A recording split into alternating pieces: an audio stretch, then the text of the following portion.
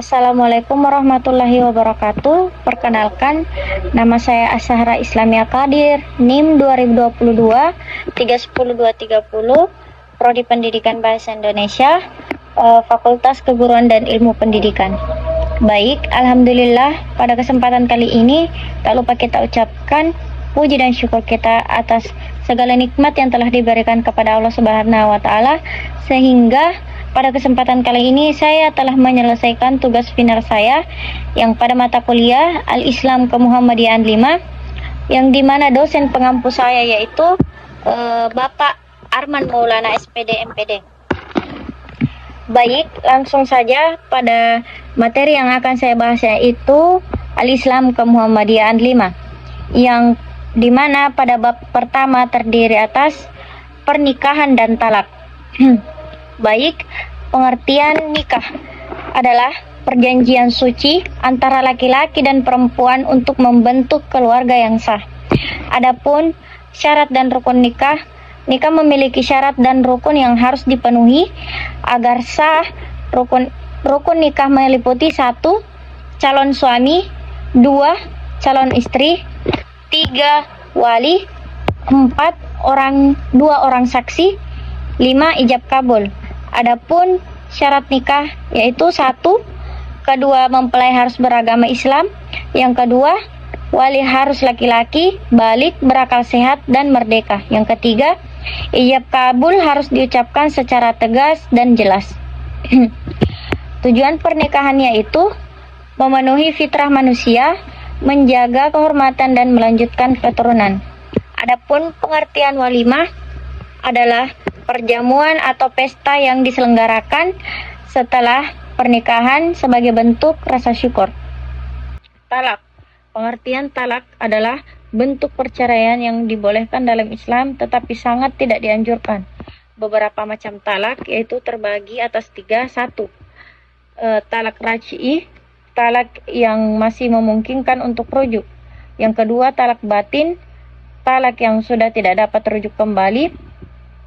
Yang ketiga, talak khulu, talak yang terjadi atas permintaan istri dengan memberikan kompensasi kepada suami.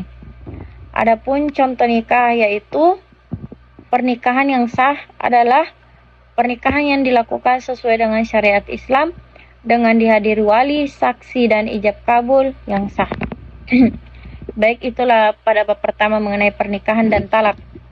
Adapun bab kedua yaitu kewarisan. Pengertian kewarisan adalah proses pembagian harta seseorang setelah meninggal dunia kepada ahli waris yang berhak. Adapun dasar hukum aturan warisan diatur secara rinci dalam Al-Quran dan hadis. Pewaris dan ahli waris. Pewaris adalah orang yang meninggal, sedangkan ahli waris adalah mereka yang berhak menerima warisan. Secara umum, ahli waris dibagi menjadi beberapa golongan. Yang pertama, anak laki-laki dan anak perempuan. Anak laki-laki mendapatkan bagian 2 kali lipat dari bagian anak perempuan. Yang kedua, suami atau istri. Suami mendapatkan setengah harta jika istri tidak memiliki anak dan sepertiga jika ada anak. Sedangkan istri mendapatkan 1/4 jika suami tidak memiliki anak dan 1/8 jika ada anak. Yang ketiga, orang tua. Orang tua mendapatkan bagian tetap, baik ada anak maupun tidak. Yang keempat, saudara kandung. Jika pewaris tidak memiliki anak, saudara kandung juga bisa mendapatkan bagian warisan. Adapun beberapa ketentuan kewarisan, pembagian kewarisan memiliki ketentuan yang jelas dan tidak boleh diubah. Beberapa ketentuan utama dalam pembagian warisan. Yang pertama yaitu bagian anak. Anak laki-laki mendapatkan 2 kali bagian dari anak perempuan. Bagian orang tua juga mendapatkan bagian tetap meskipun pewaris memiliki anak. Dalam hal ini ibu mendapatkan 1/3 atau 1/6 tergantung apakah pewaris memiliki keturunan atau tidak. Bagian suami atau istri. Suami mendapatkan setengah jika tidak ada anak dan 1/3 jika ada anak. Sebaliknya, istri mendapat 1/4 jika tidak ada anak dan 1/8 jika ada anak. Baik, kemudian contoh kasus kewarisan. Contohnya yaitu seseorang meninggal dunia dan meninggalkan seorang istri dan 2 anak laki-laki, yaitu anak laki-laki dan anak perempuan. Harta ditinggalkan berupa rumah dan sejumlah uang tunai. Pembagiannya yaitu sesuai aturan Islam, istri akan mendapatkan 1/8 bagian dari harta, sedangkan sisanya dibagi untuk anak-anak dengan perbandingan 2:1. Anak laki-laki mendapatkan 2 bagian, anak perempuan mendapatkan 1 bagian. Baik, itu saja mengenai bab kedua tentang kewarisan. Selanjutnya yaitu bab ketiga, ada wasiat. Pengertian wasiat yaitu pesan atau perintah yang diberikan kepada seseorang kepada orang lain untuk melaksanakan suatu perkara setelah meninggal dunia. Dasar hukum diperbolehkan dalam Islam, tetapi ada batasan maksimal yang boleh diwasiatkan. Dasar hukum wasiat terdapat dalam Al-Quran, hadis, dan ijma kesepakatan ulama. Hukum berwasiat di dalam Islam adalah mubah, diperbolehkan dalam keadaan tertentu, bahkan bisa menjadi wajib. Misalnya, ketika seorang muslim memiliki tanggungan utang yang belum dilunasi. Adapun yang berhak menerima wasiat, yang pertama, bukan ahli waris. Wasiat tidak diperbolehkan diberikan kepada ahli waris yang sudah mendapatkan bagian dari harta warisan. Yang kedua, orang yang memiliki hubungan dengan pewaris.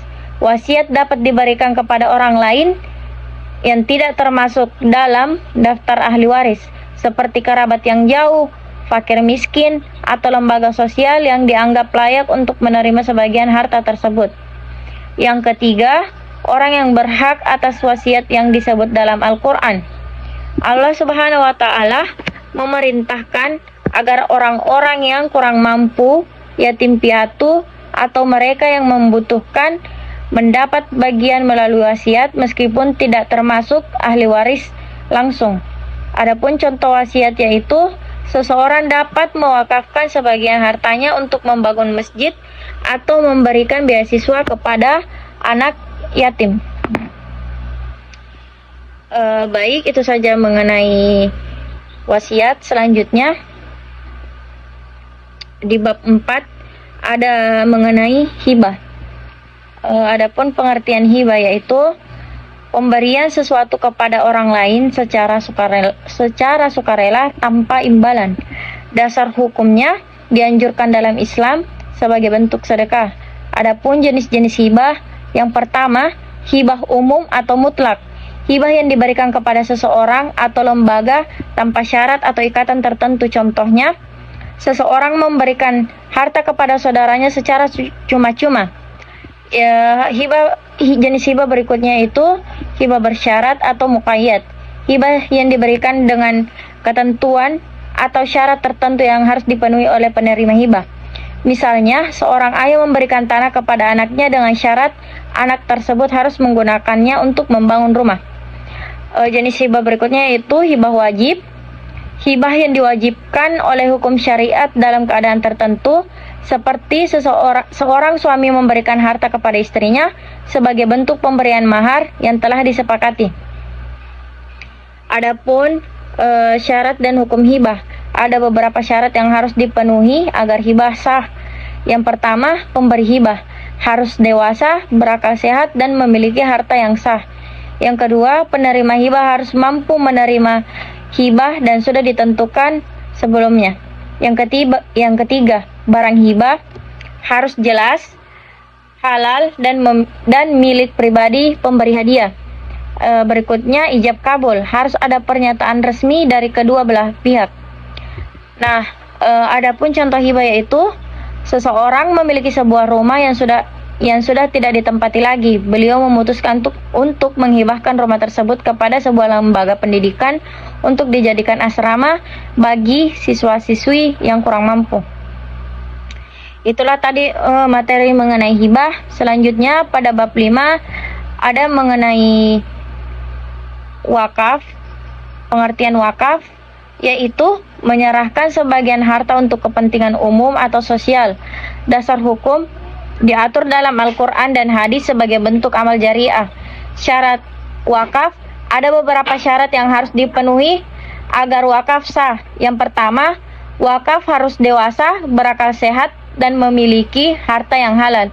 Yang kedua, penerima wakaf untuk kepentingan umat Islam atau kemaslahatan umum. Yang ketiga, harta wakaf, harta yang diwakafkan harus bernilai jelas, harus jelas, bernilai, dan tidak mudah habis.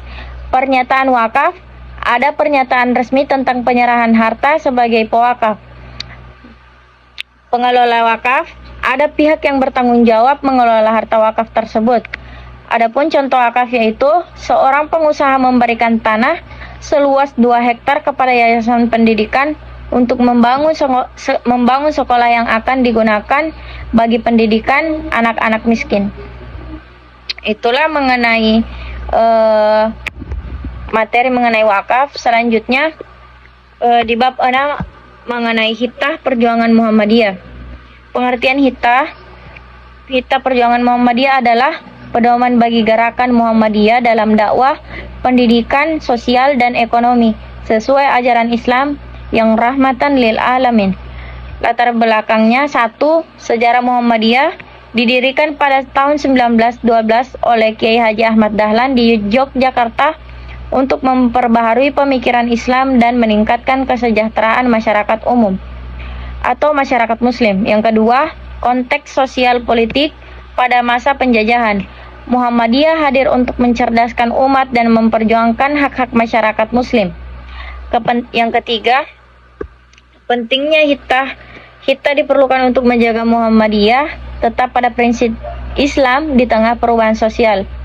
Adapun beberapa matan Hittah dari masa ke masa. Yang pertama, pada tahun 1912, fokus pada pendidikan dan dakwah melalui pendirian sekolah dan pengajian. Yang kedua, pada tahun 1945, menekankan peran dalam pembangunan bangsa pasca kemerdekaan. Yang ketiga, tahun 1971, mendorong kerjasama masyarakat untuk kemajuan sosial dan ekonomi. Yang keempat, tahun 1990, penekanan pada dakwah, pendidikan, sosial, dan pembangunan bangsa. Yang kelima, pada tahun 2000-an, mengusung tema Islam berkemajuan dengan modernisasi, inovasi, dan perang aktif dalam isu sosial lingkungan. Adapun contoh penerapan Hittah Muhammadiyah mendirikan sekolah, rumah sakit, dan berbagai lembaga sosial lainnya untuk memberikan pelayanan kepada masyarakat. Baik, itulah tadi resume mengenai materi Al-Islam Kemuhammadiyahan dengan beberapa poin-poin penting yang terdiri dari 6 bab tersebut. Mungkin itu saja dari saya. Mohon maaf jika ada salah dan kurangnya. Terima kasih. Wabillahi taufiq wal hidayah. Billahi fisabilil haq. Fastabiqul khairat. Wassalamualaikum warahmatullahi wabarakatuh.